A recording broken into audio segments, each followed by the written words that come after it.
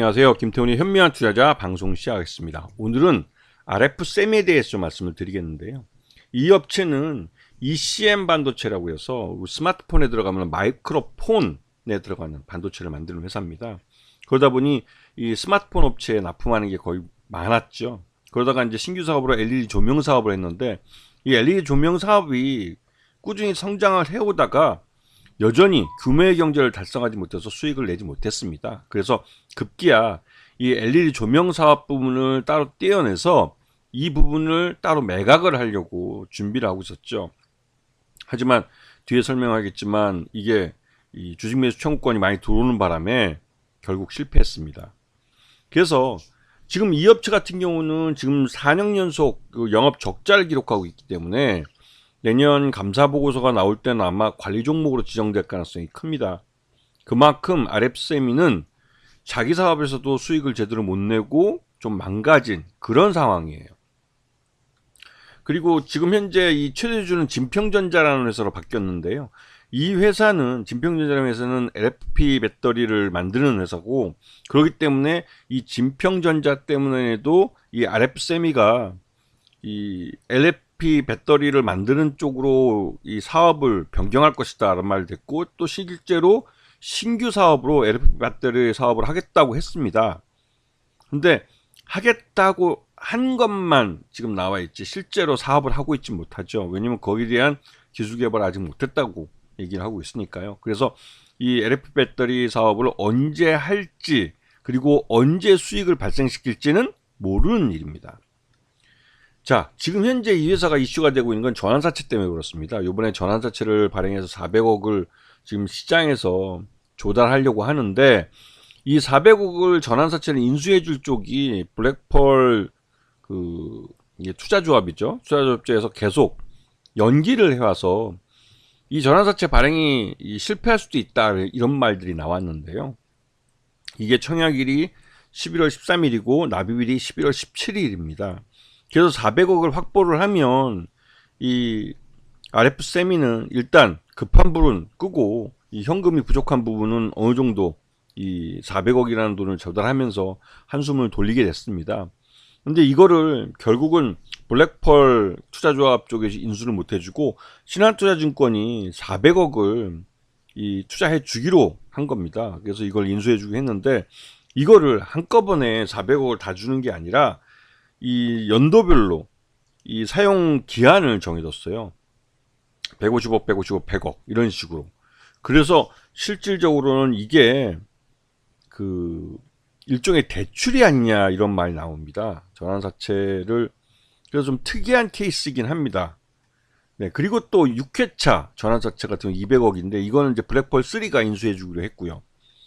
그래서 이것도 실제로 앞에 게 지금 투자가 된다 안 된다 말이 나오니까 이것도 실제로 200억이 안 들어올 수 있다는 말들이 나왔었죠. 자, 그래서 지금 현재 미상환 주권 해가지고 이 전환사채 중에 남아있는 것들을 보시게 되면 꽤 수량이 됩니다. 이것도 보면 한 230만 주 정도가 남아있고, 신규로 반환한 게 580만 주니까 이게 다 합치면 그 700만 주, 800만 주 정도 되는 주식이 되는 거죠. 나중에 이제 주식을 전환할 경우에. 이거는 전환 가격을 또 조정하게 되면 또 더 낮아질 수 있습니다. 요번에 이제 74만 주가 행사돼 가지고, 그러니까 7만 4천 주가 행사돼서 이번에 나오기로 돼 있고요.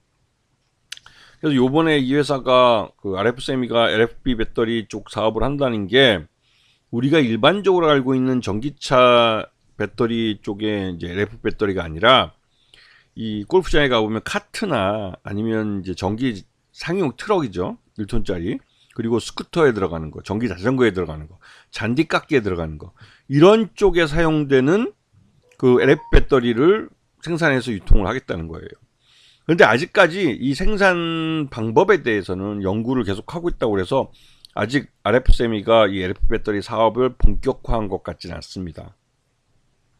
그리고 아까 앞에서 말씀드렸지만 이 LED 조명 업체를 기업 분할을 해서 매각하려고 했던 것이 이 주식 매수 청구권이 들어오는 50억 이상 들어오는 바람에 이게 실패했습니다. 왜? 지금 현재 RF세미에 그 정도 현금이 없습니다. 말 그대로 이제 자금적으로 위태위태한 상황이죠. 그래서 앞에 말씀드렸던 400억짜리 전환사채가 꼭 들어와야만 이 회사는 계속 기업 가치를 가질 수 있는 겁니다. 이게 오늘 그 청약이 안 되고 17일 날 납입이 안 되면 RF세미는 최악의 상황으로 갈 수가 있어요. 자, RF세미의 5회차 전환사채 이 400억짜리 이거를 신한투자증권이 인수해 주기로 하면서 그래도 신한투자증권이 우리나라에서 알려진 증권사이고 해서 여기서 그 꼭 인수를 해줄 것 같다라는 기대감이 좀 있어서 주가가 지난주에 빵 떴습니다. 그리고 이 청약일인 13일, 그 다음에 납입일인 17일, 청약을 하더라도 납입이 안 되면 실패하는 거죠. 그렇기 때문에 아직까지는 RF세미는 좀 불안감이 있습니다. 그리고 전형적으로 자기 사업에서 수익을 못 내고 이 신규 사업으로 적자인 회사가 신규 사업을 벌인다는 거, 이거 대부분 머니게임으로 가는 경우가 많습니다.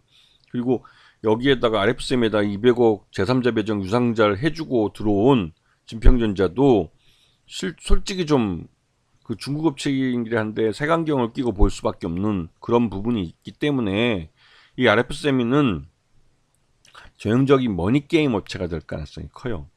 그리고 장기적으로 전환사채가 800만 주가 넘게 나올 거기 때문에 이게 주식으로 전환될 때 전환 가격이 낮아질 수도 있고 해서 수량이 더 늘어날 수도 있습니다. 그러면 주당 가치가 그만큼 희석되는 거기 때문에 이 RF세미 주가는 장기적으로 계속 흘러내릴 가능성이 커요.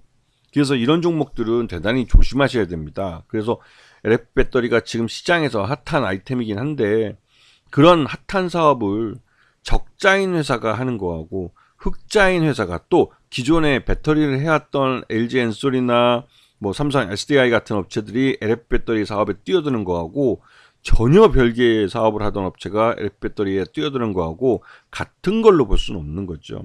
그렇기 때문에 더더욱 머니게임이 될 가능성이 있다고 색안경을 끼고 볼 수밖에 없는 겁니다. 아시겠죠? 자, 오늘 방송 여기서 마치겠습니다. 감사합니다.